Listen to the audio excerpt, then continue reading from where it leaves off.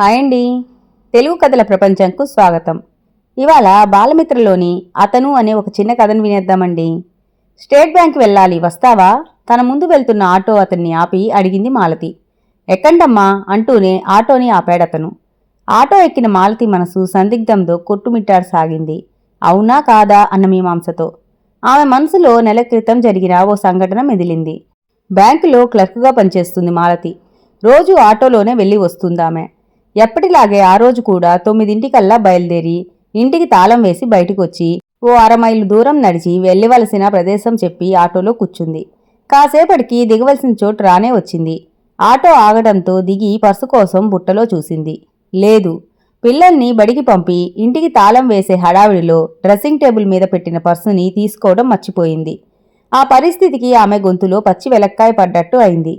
చుట్టూ పరికించి చూసింది. తనకు తెలియని ఎందరో వ్యక్తులు ఎవరి దోవన వారు పోతున్నారు. అదేమో పెద్ద సెంటరు. 4-5 వీధులు తిరిగితే గాని తాను పనిచేసే ఆఫీసు రాదు. ఏమిటమ్మా డబ్బులివ్వకుండా ఆలోచనలో పడ్డారు? ఆటో అతని మాటలకు తేరుకొని ఇక చెప్పక తప్పదంటూ పరిస్థితిని వివరించింది. పనులు ఒత్తిడి వల్లే కొన్నిసార్లు మనకు తెలియకుండానే మర్చిపోవడం జరుగుతుందమ్మా. ఇది సహజం. నేనెప్పుడూ ఇటువైపు ఆటో నడుపుకుంటూ ఉంటాను. ఈసారి కనిపించినప్పుడు ఇద్దురులే అంటూ వెళ్ళిపోయాడతను. అతని మంచి మనసుకి పొంగిపోయింది మాలతి. ఆమె మనసంతా అతని పట్ల కృతజ్ఞతాభావంతో నిండిపోయింది. ఆ సమయంలో అతని పేరు గాని ఆటో నంబర్ గాని అడగాలన్న ఆలోచన రాలేదామెకు. అయితే ఆ తర్వాత రోజు నుండి మాత్రం ఆమె కళ్ళు అతని కోసం అన్వేషిస్తూనే ఉన్నాయి. ఆ సంఘటనని జ్ఞాపకం చేసుకున్న మాలతి మరోసారి అతన్ని పరికించి చూసింది. సందేహం లేదు, అతనే. ఈలోగా తాను దిగవలసిన ప్రదేశం రానే వచ్చింది. ఆటో దిగి ఓ 100 నోటు తీసి అతని చేతిలో పెట్టి, తీసుకో బాబూ, నువ్వా రోజు చూపించిన మంచితనాన్ని నా జీవితంలో మర్చిపోలేను. అందుకే నా కానుకగా ఇది ఉంచుకో అని. నీ పేరేమిటి బాబూ అంది. నా పేరు హరికృష్ణ అమ్మా. ఇందా 70 రూపాయలు. ఆ రోజువి ఈ రోజువి కలిపి నాకు రావాల్సిన మొత్తం 30 రూపాయలు తీసుకున్నాను. మంచితనానికి విలువ కట్టడం నాకిష్టం లేదు, వస్తాను అంటూనే ఆటోని ముందుకు నడిపించాడు. ఎప్పటికైనా నీతిగా నిజాయితీగా సంపాదించిన డబ్బే మనదవుతుంది. గ్రహింపు అనే మరొక చిన్న కథను వినేద్దామండి. శేఖర్ బీకాం డిగ్రీ పూర్తి చేసి ఉద్యోగాన్వేషణలో పడ్డాడు. ఒకనాడు శేఖర్ పేపర్ చదువుతుండగా ఉద్యోగ ప్రకటన కనిపించింది. అకౌంటెంట్ కావలెను, ఆసక్తి కలవారు ఈ అడ్రస్ని వెంటనే సంప్రదించగలరు అని ఉంది. శేఖర్ ఇంటర్వ్యూకి వెళ్ళాడు. శేఖర్ వివరాలన్నీ తెలుసుకుని సంస్థ నియమ నిబంధనలు ఓనర్ చెప్పడం మొదలుపెట్టాడు. ముందుగా 1000 రూపాయలు డిపాజిట్ కట్టాలి. మిమ్మల్ని తీసివేసే అధికారం మాకుంది. పనిలో నుండి తీసేస్తే మీ డిపాజిటు వాపసు ఇవ్వబడును. మీకు నెలకు 3000 జీతం. పనితనాన్ని బట్టి జీతం పెంచబడును. మీకు సమ్మతమేనా అని అడిగాడు. నాకు సమ్మతమే అని శేఖర్ సెలవు తీసుకుని మర్నాడు డిపాజిట్ సొమ్ముతో ఉద్యోగంలో జాయిన్ అయ్యాడు. వారం రోజులు గడిచాయి. ఇదిగో శేఖర్, ఈ 5000 బ్యాంకులో జమ చేసిరా చెప్పాడు ఓనర్. శేఖర్ బ్యాంకుకు వెళ్లి డబ్బు జమ చేశాడు. బ్యాంకు క్యాషియర్ డబ్బు లెక్కపెట్టి 500 ఎక్కువ వచ్చాయి అని శేఖర్ చేతిలో పెట్టాడు. ఓనర్ సరిగ్గా లెక్క పెట్టుకోలేదు అనుకున్నాడు శేఖర్. 2 రోజులు గడిచాయి. ఒకనాడు ఓనర్, శేఖర్ 500 గురునాథం గారికి ఇచ్చిరా చెప్పారు. శేఖర్ డబ్బు తీసుకుని ఈసారైనా సరిగ్గా లెక్క పెట్టారో లేదో అని 100 నోట్లు లెక్క పెట్టేసరికి 100 రూపాయలు ఎక్కువ వచ్చాయి. గురునాథంకి 500 ఇచ్చి వచ్చేశాడు. మరో 2 రోజులు గడిచాయి. ఓనర్ శేఖర్ని పిలిపించి, నిన్ను ఉద్యోగంలో నుండి తీసేస్తున్నాను అని చెప్పాడు. నేనేం చేశానండి అమాయకంగా అడిగాడు శేఖర్. నువ్వు చేసిన తప్పు నా నోటితో చెప్పించాలని చూస్తున్నావా? సరే చెబుతా విను. కొద్ది రోజుల క్రితం డబ్బిచ్చి బ్యాంకుకి పంపిస్తే 500 మిగిలాయి. ఆ తరువాత గురునాథంకి డబ్బిచ్చి రమ్మంటే దాంట్లో 100 రూపాయలు మిగిలాయి. ఆ డబ్బు తిరిగి నాకిచ్చావా అని అడిగేసరికి శేఖర్కి ఒళ్లంతా చెమటలెక్కాయి. నోట మాట రాలేదు. సమాధానం చెప్పలేక తలదించుకున్నాడు. ఇలాంటి గ్రహింపు ఉండబట్టే ఈ గడింపు. ఓనర్కి ఎంత బాధ్యత ఉందో వర్కర్కి కూడా అంతే బాధ్యత ఉండాలి. ఓనర్కి వర్కర్కి ఉన్న సంబంధం మీకు తెలుసా? ఓనర్కి వర్కర్ రథసారథి లాంటివాడు. ఇద్దరికీ మధ్యన నమ్మకం ప్రధానం. అది లేని రోజున అంతా ప్రమాదమే. వర్కర్ని నమ్మి ఓనరు పనులు అప్పచెప్తాడు. నిజాయితీగా నెరవేర్చాలి అని చెప్పాడు. అయ్యా నన్ను క్షమించండి అని కాళ్ళ మీద పడ్డాడు శేఖర్. ఇది మొదటి తప్పుగా భావించి ఈ అకౌంటెంట్ ఉద్యోగం నుండి తీసేసి సూపర్వైజర్గా వేసి జీతం తగ్గిస్తున్నాను. దానిలోనైనా నిజాయితీగా నిరూపించుకో అని చెప్పాడు ఓనర్. నిజంగా మీరు మహానుభావులు అని శేఖర్ ఆనాటి నుండి నిజాయితీకి మారుపేరుగా నిలిచాడు. నమ్మకం అనేది ఒకసారి పోగొట్టుకుంటే మరలా సంపాదించుకోలేము. ధర్మాన్ని కాపాడండి అనే ఒక చిన్న కథను వినేద్దామండి. రాజగోపాలం మంచి వ్యక్తి. నిత్యం చేసే పని పాటల్లో న్యాయం తగు రీతిలో కనపడేది. అందరూ అతడిని న్యాయమూర్తిగా భావించి అభిమానించేవారు. అతడి భార్య విమల, కూతురు వేదవతి, కుమారుడు సాగర్ తన ప్రవర్తనకు విరుద్ధంగా ఉంటుండేవారు. ఒక పర్యాయం అందరూ తిరుపతికి బయలుదేరారు. దేవుని దర్శనం పూర్తయింది. అక్కడ వారికి రకరకాల వింత వినోదకరమైన వస్తువులు కనపడి కొనడం ప్రారంభించారు. అక్కడ రాజగోపాలంకి ఒక అబ్బాయి చేతిలో స్టిక్కర్లు పెట్టుకొని అమ్ముతూ కనిపించాడు. వాటిలో రంగులతో ఆకర్షణంగా ఉన్న ధర్మాన్ని కాపాడండి, అది మిమ్మల్ని రక్షిస్తుంది అన్నది బాగా నచ్చి ఆ స్టిక్కర్ని 10 రూపాయలు ఇచ్చి కొన్నాడు. 10 రూపాయలు పెట్టి కొన్న ఆ స్టిక్కర్ని చూసి భార్య విమల అనవసరంగా 10 రూపాయలు పోసి కొన్నారు. ఈ కాలంలో ధర్మాన్ని ఎవరు కాపాడుతున్నారులేండి, ఎక్కడ చూసినా దగా, మోసం, అవినీతి అన్నది. పిచ్చిదానా, నీలాంటి భ్రమ ఉన్న వారి కోసమే ఈ స్టిక్కర్లు అమ్ముతున్నారు. ధర్మం ఎప్పుడూ 4 పాదాల మీద నడుస్తూనే ఉంటుంది. ఎటొచ్చి మనం ధర్మాన్ని ప్రవర్తించాలి అన్నాడు. కిందకు దిగే బస్సు రావడంతో హడావిడిగా బస్సులో ఎక్కి కూర్చున్నారు.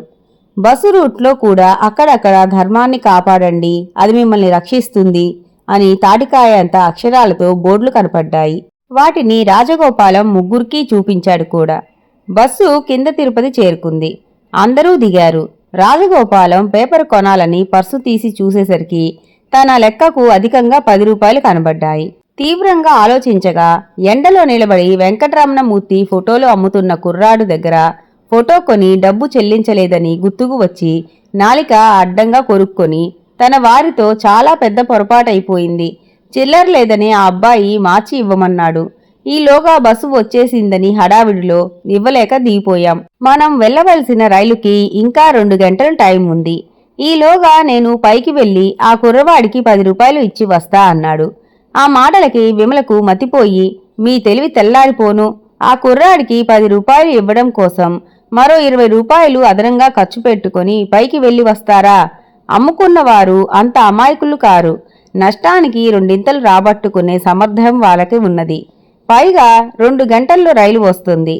నెల రోజుల క్రితం రిజర్వేషన్ కూడా చేయించుకున్నామంది. 2 గంటల వ్యవధి చాలా ఎక్కువ. 1 గంటలో తిరిగి వస్తా అని హడావిడిగా వెళ్ళాడు రాజగోపాలం. కొండ మీద ఆ కుర్రాన్ని వెతికి పట్టుకొని 10 రూపాయలు అతనికిచ్చి తిరిగి వచ్చేసరికి రైలు వెళ్ళిపోయింది. కానీ రాజగోపాలం నిరాశ చెందలేదు. స్టేషన్కి వెళ్లి టికెట్లు మార్పించి తర్వాతి రైలు కోసం నిరీక్షించసాగాడు. వారు ఎక్కవలసిన రైలు పెద్ద ప్రమాదానికి గురై ఎందరో ప్రయాణికులు చనిపోయారని వార్త తెలిసింది. అప్పుడు రాజగోపాలం తన భార్యా పిల్లలతో, నేను ధర్మాన్ని కాపాడాను, అందులకే ఆ ధర్మం మనం ఎక్కవలసిన రైలు ఎక్కనీయకుండా చేసి మనందరి ప్రాణాలు రక్షించింది, అవునంటారా అన్నాడు. భార్యతో సహా 2 పిల్లలు ఆ వార్త విని, నిజమే, ఆ రైల్లో గాని మనం వెళ్ళి ఉంటే మనం కూడా అందరితో పాటు మరణించేవాళ్లమే అని ఆనాటి నుండి వారు కూడా ధర్మాన్ని కాపాడడానికి ప్రయత్నించసాగారు. ధర్మాన్ని కాపాడండి, అది మిమ్మల్ని రక్షిస్తుంది అనే మాట ముమ్మాటికి నిజమైంది. చివరికి ఆ ధర్మమే వాళ్ళని కాపాడింది. అంధవిశ్వాసాలు అనే మరొక చిన్న కథ వినేద్దామండి. ఇప్పటికి దాదాపు 5.5 శతాబ్దాల క్రితటి మాట. పవిత్ర కాశీనగరంలో నీరు అనే చేనేత కార్మికుడు ఒకడు ఉండేవాడు. అతనికి నీమా అనే భార్య ఉండేది. వారు వృత్తిరీత్యా అబ్బిన నేర్పరితనంతో బట్టలు నేసి బ్రతుకులు సాగిస్తున్నారు. వారికి సంతానం లేదు. ఒకసారి వాళ్లకు అందమైన అనాథ బాలుడు దొరికాడు. వారు అతన్ని చేరదీసి వాడికి కబీరు అని పేరు పెట్టి తమ సొంత బిడ్డలాగా పెంచుకోసాగారు. చిన్నప్పటి నుండి కబీరు చర్యలన్నీ విడ్డూరంగానే ఉండేవి. ఆయనకు రామానందులు వారనే గురువు లభించాడు. కబీరు మహమ్మదీయుడైన రామనామం జపించేవాడు. దీంతో హిందువుల నుండి మహమ్మదీయుల నుండి ఎన్నో కష్టాలు ఎదుర్కొన్నాడు.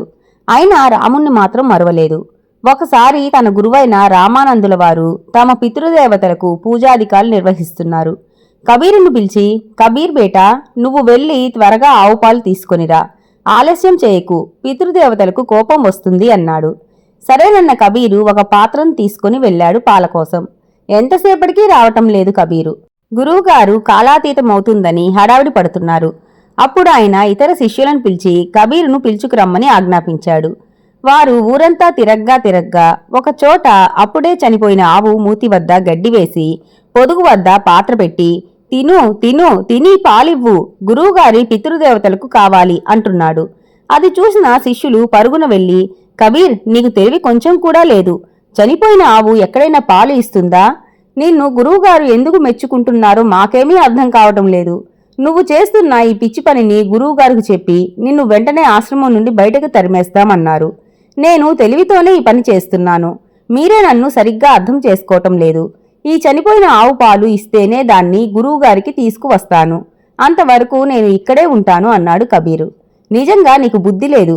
నిన్ను మార్చటం ఎవరితరం కాదు. నువ్వు ఇక్కడే ఉండు. మేం వెళ్ళి ఈ సంగతి గురువుగారికి చెప్పి వస్తాం అంటూ గురువు వద్దకు శిష్యులు పరుగెత్తుకు వెళ్లారు.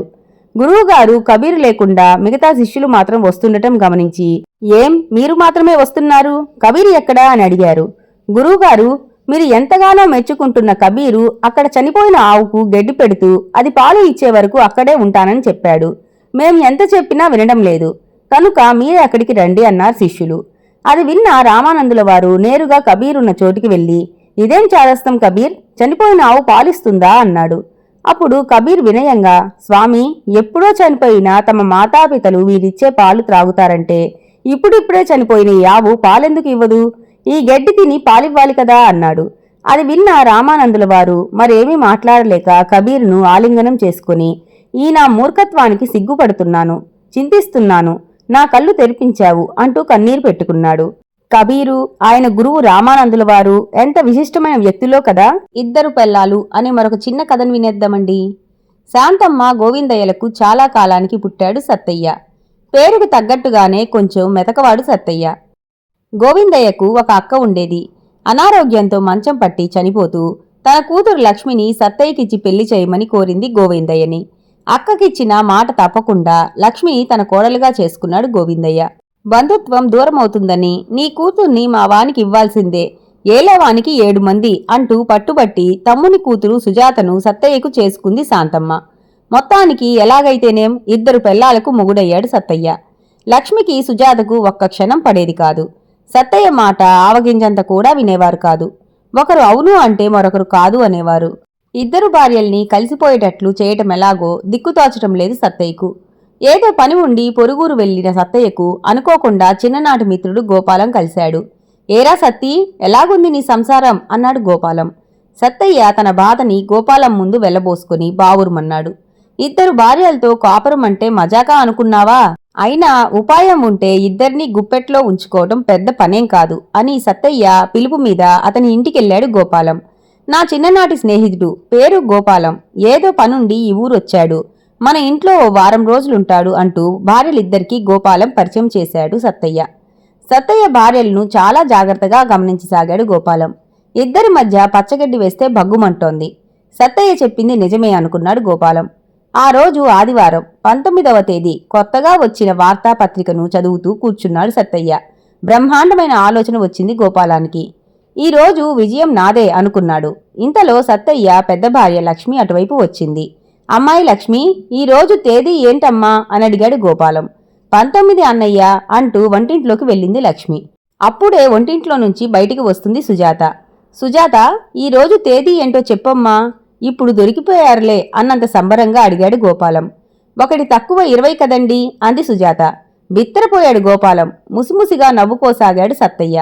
పట్టుదల పెరిగింది గోపాలానికి. అన్నట్టు ఈరోజు ఏ వారం సుజాత అన్నాడు మళ్ళీ. ఆదివారం కదండి అంటూ వెళ్ళిపోయింది సుజాత. ఈ మధ్య ఒకటి గుర్తుండటం లేదు. అమ్మాయి లక్ష్మి, ఈరోజు ఏ వారం తల్లి? ఇక తప్పించుకోలేరులే అన్నంత ధీమాగా అడిగాడు గోపాలం. నిన్ననే కదన్నయ్య గారు శనివారం వెళ్ళింది అంది లక్ష్మి. తల పట్టుకొని కూర్చున్నాడు గోపాలం. అయ్యా సత్తయ్య, నీకు నీ భార్యలకు దండాలు బాబు. ఇక ముందు ఇలాంటి విషయాల్లో తలదూర్చకుండా బుద్ధొచ్చింది. నీ కర్మ ఇంతే. నా సంచి ఇస్తే మా ఊరు వెళ్ళిపోతాను మహానుభావ అంటూ సంచి తీసుకుని వెనక్కి తిరిగి చూడకుండా వెళ్ళిపోయాడు గోపాలం.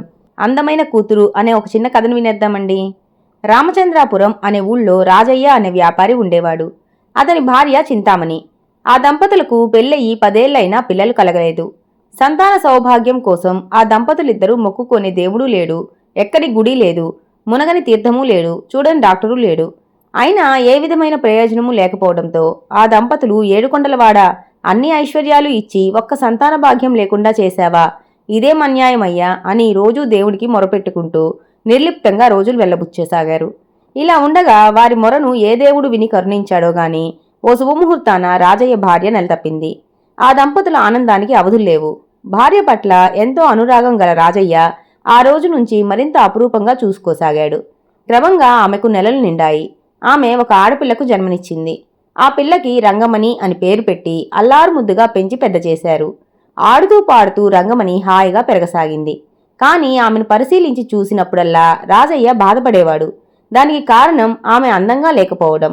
లేక లేక కలిగిన బిడ్డ ఇట్లా అందవికారంగా పుట్టిందేమిటా అని రాజయ్య బాధపడేవాడు. ఊళ్ళో కలకలలాడుతూ తిరిగే అందమైన ఆడపిల్లల్ని చూసినప్పుడు అతని బాధ ఇంకా ఎక్కువయ్యేది. ఇదిలా ఉండగా ఒకనాడు వ్యాపారపు పని మీద పొరుగురులో ఉన్న భూషయ్య ఇంటికి వెళ్ళాడు రాజయ్య. భూషయ్య కూతురు అపరంజి ఎంతో అందంగా ఉంటుంది. ఆమెను చూడగానే తన కూతురు కూడా అలా లేనందుకు మనసు చిక్కుమంది రాజయ్యకు. ఎంత అదృష్టవంతుడు భూషయ్య, ఇంత అందమైన కూతుర్ని కన్నావు అన్నాడు మెచ్చుకోలుగా. ఆ మాటలకు భూషయ్య సంతోషించలేదు. పైగా ఏది అదృష్టంలే, ఇంత అందమైన కూతుర్ని ఎందుకు కన్నానా అని బాధపడని రోజు లేదు అన్నాడు నిరసనగా. అదేమిటి, ఎవరైనా తమ బిడ్డలు అందంగా లేకపోతే బాధపడతారు కానీ అందంగా ఉంటే ఎక్కడైనా బాధపడతారా అని ఆశ్చర్యంగా అడిగాడు రాజయ్య. అదంతే రాజయ్య, అందమైన కూతురు వల్ల ఎంత సంతోషం కలుగుతుందో అన్ని కష్టాలు కలుగుతాయి.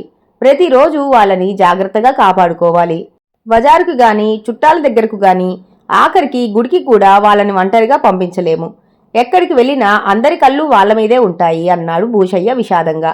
భూషయ్య మాటలు రాజయ్య ఆశ్చర్యంతో ఉక్కిరిబిక్కిరయ్యాడు. అతనెప్పుడూ అలా ఆలోచించలేదు. మరి కొంతసేపు భూషయ్యతో మాట్లాడి అతని నుంచి సెలవు తీసుకున్నాడు రాజయ్య. అందమైన కూతురు వల్ల కేవలం సంతోషం మాత్రమే కలగదు. ఇలాంటి కూతుర్ని కన్నా తల్లిదండ్రులకు అదనపు బాధ్యతలు, అదనపు కష్టాలు కూడా ఉంటాయి అని గ్రహించి రాజయ్య ఆ తర్వాత ఎప్పుడూ తన కూతురు అందంగా లేదని బాధపడలేదు. దానికి బదులు ఆడపిల్లకు చదువెందుకులే అనుకోకుండా రంగమణిని బాగా చదివించి ఆమెను గొప్ప విద్యావంతురాల్ని చేశాడు. ఆమెకు పెళ్లిడు రాగానే ఆమె చదువుకు ముగ్ధుడైన ఓ యువకుడు సంతోషంగా ఆమెను పెళ్లి చేసుకున్నాడు. ఆ విధంగా ఆమెకు ఎలా పెళ్లి చేయాలా అన్న బెంగ కూడా రాజయ్యకు లేకుండా పోయింది. పిల్లలు అందగత్తెలు కాకుండా అదృష్టవంతులు కావాలి అని తల్లిదండ్రి కోరుకోవాలనేది ఈ కథ నీతండి. ధర్మరాజు అనే కథను వినేద్దామండి. బాల్యదశలో ఉన్న కురుపాండవులను విద్యాభ్యాసం నిమిత్తం కృపాచార్యుని వద్ద చేర్పించి, వీళ్ళు మహారాజు కుమారులను చూడవద్దు ఆచార్య, చదువు మీద అశ్రద్ధ చూపించే వాళ్లను కఠినంగా దండించండి, వీళ్లను ప్రయోజకుల్ని చేయండి అని చెప్పాడు భీష్ముడు. విద్యాభ్యాసంలో పాండవులు కౌరవుల కన్నా అగ్రగాములుగా ఉండేవారు. అది కౌరవులకు కంట్రగింపుగా ఉండేది.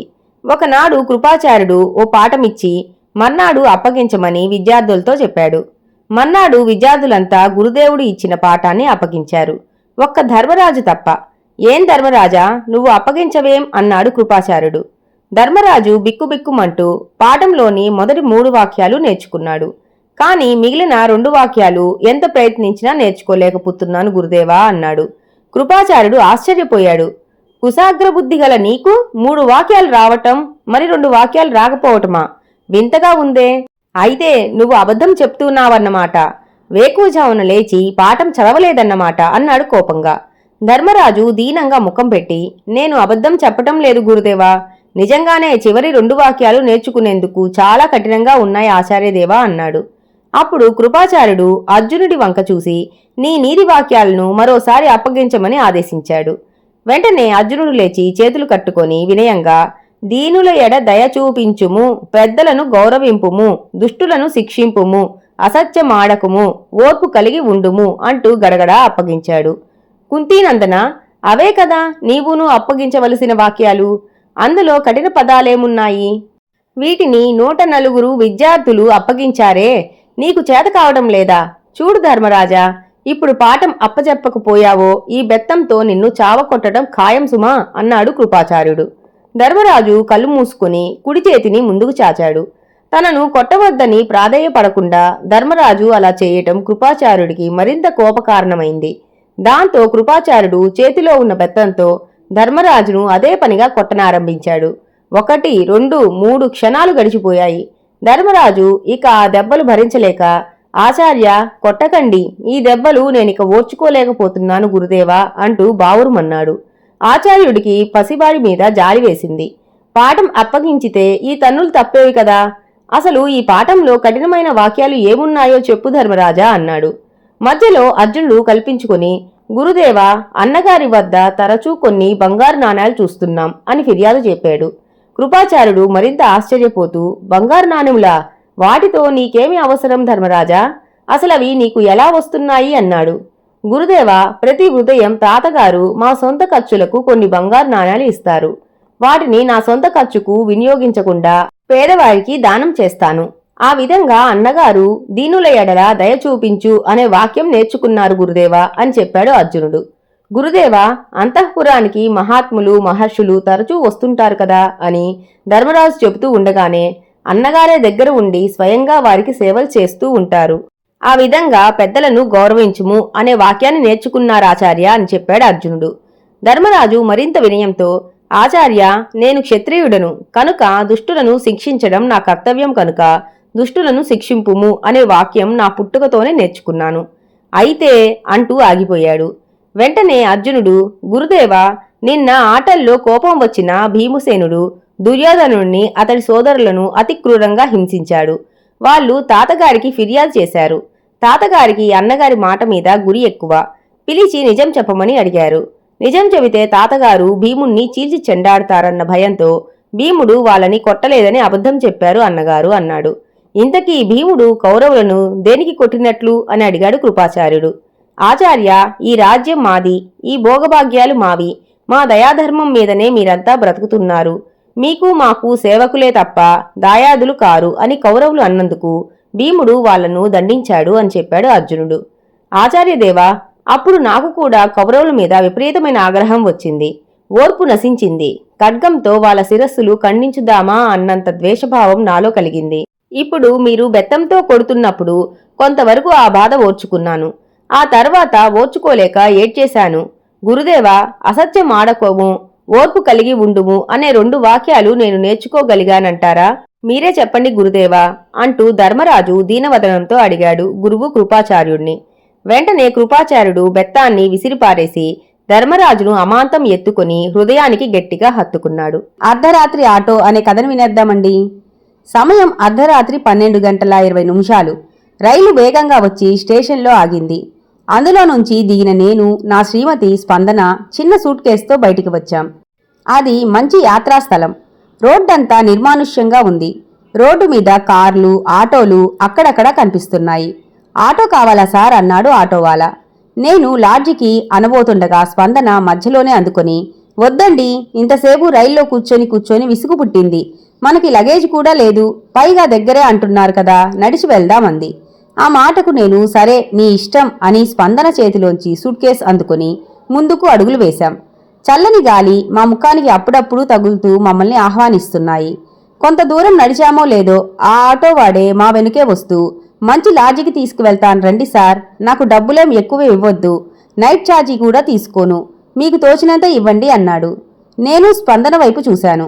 వద్దన్నట్లు తల అడ్డంగా ఊపింది. చెప్పాం కదయ్యా వద్దని, నడిచే వెళ్తామన్నాను. దాంతో ఆటోవాడు అక్కడే ఆగిపోయాడు. ఏమండి, ఈ ఆటో వాళ్ళని నమ్మకూడదు.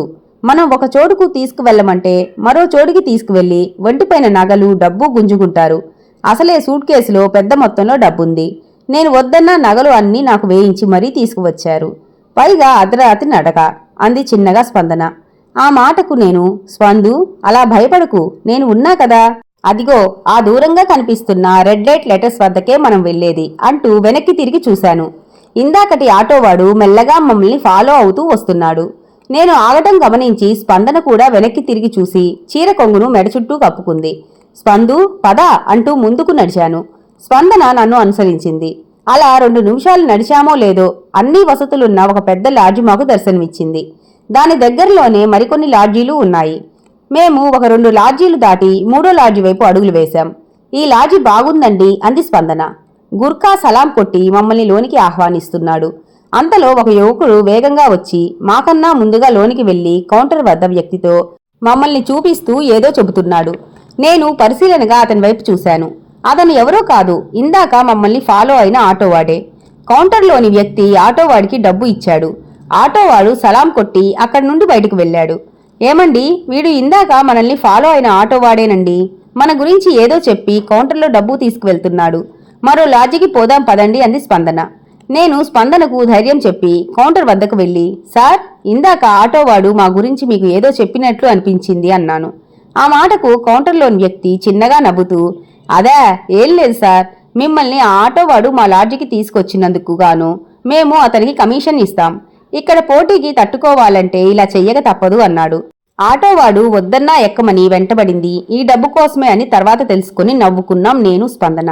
పైకి మొరటుగా కనిపించే వాళ్ళందరూ చెడ్డవారు కాదు అనేది ఈ కథ నీతి అండి. బాబా సలహా అనే కథని వినేద్దామండి.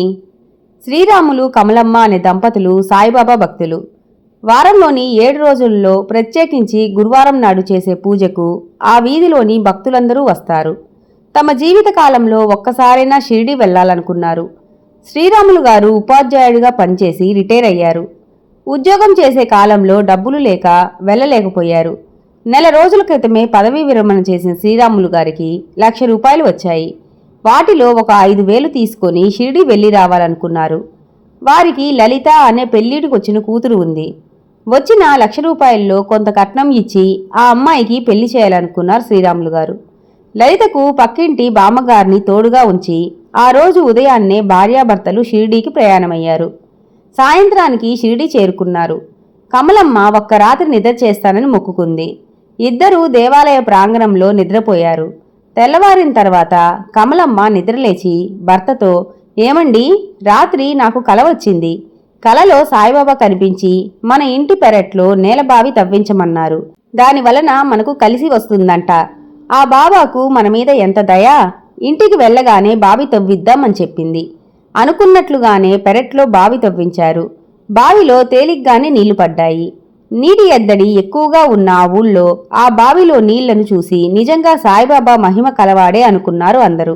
అప్పటి నుండి మంచినీళ్లకు వేరే ఊరు వెళ్లి తెచ్చుకుంటున్నవారు శ్రీరాములు గారి బావిలో నీళ్లనే వాడుతున్నారు. శ్రీరాములు తన కుమార్తె లలిత పెళ్లి పక్క ఊరిలోని ఉపాధ్యాయుడిగా పనిచేస్తున్న ఒక కుర్రవాడితో నిశ్చయించారు. కట్నంగా 50,000 ఇవ్వదలిచారు. రేపు పెళ్లి అనగా బ్యాంకు నుండి 50,000 తీసుకొని వచ్చి ఇంట్లో పెట్టారు. ఆ రాత్రి అందరూ నిద్రపోతుండగా దేవుడి గదిలో ఏదో శబ్దం అవగానే శ్రీరాములకి మెలకువ వచ్చి చూడగా దేవుడి విగ్రహం వెనక ఉన్న 50,000 రూపాయలు ఎవరో దొంగిలిస్తున్నారు. వెంటనే దొంగ దొంగ అని అరుస్తూ అతన్ని పట్టుకోవడానికి ప్రయత్నించగా ఆ దొంగ శ్రీరాములు గారిని తోసి డబ్బుతో పెరట్లోకి పరిగెత్తాడు. శ్రీరాములు గారు దొంగతో పాటే పెరట్లోకి వచ్చారు. కానీ అంతలోనే దొంగ ఎటు వెళ్ళింది కనిపించలేదు. శ్రీరాములు గారి కేకలు విని నిద్రలేచిన బంధువులకు విషయం తెలిసింది. వెంటనే వారు ఊరు నలువైపులా వెతికినా దొంగ జాడ కనిపించలేదు. కమలమ్మ డబ్బు పోయేసరికి, సాయిబాబా, మేం ఏం తప్పు చేశామయ్యా? కట్నం డబ్బు దొంగ ఎత్తుకుపోతుంటే సర్వాంతర్యామివైన నువ్వు ఏం చేస్తున్నావు బాబా? నీ భక్తులకు నువ్వు ఇచ్చే వరం ఇదేనా అంటూ ఏడవసాగింది. తెల్లారిన తర్వాత మొహం కడుక్కోద్దామని బంధువుల్లో ఒక ఆయన నేలబావిలోని నీళ్లు తోడటానికి వెళ్ళాడు. ఆయన మరుక్షణంలోనే భయంతో పెద్దగా కేకవేశాడు. బావిలో మనిషి శవం తేలుతోంది. బంధువులంతా వచ్చి బావిలో నుండి శవాన్ని బయటకు తీశారు. శవం చేతిలో 50,000 రూపాయల సంచి ఉంది. రాత్రి డబ్బు దొంగిలించిన దొంగ ఇంట్లో నుంచి తప్పించుకుని పెరట్లోకి వచ్చి నేలబావిలో పడి ఉంటాడని అక్కడి వారంతా గ్రహించారు. ఊరు జనమంతా గుమిగూడి ఎన్నాళ్ల నుంచో తప్పించుకు తిరుగుతున్న గజదొంగ నేలబావిలో పడి చనిపోయినందుకు సంతోషించారు. శ్రీరాములు కమలమ్మలిద్దరూ బాబాకి కృతజ్ఞతలు తెలుపుకొని ఆ రోజు లలిత పెళ్లి వైభవంగా జరిపించారు. ఇంతటితో కథ కంచికి మనం ఇంటికి. ఈ కథ కనుక మీకు నచ్చినట్లయితే లైక్ చేసి, షేర్ చేసి, కామెంట్ చేసి మన ఛానల్కి సపోర్ట్ చేసేయండి ఫ్రెండ్స్. ఇక ఉంటానండి. By by.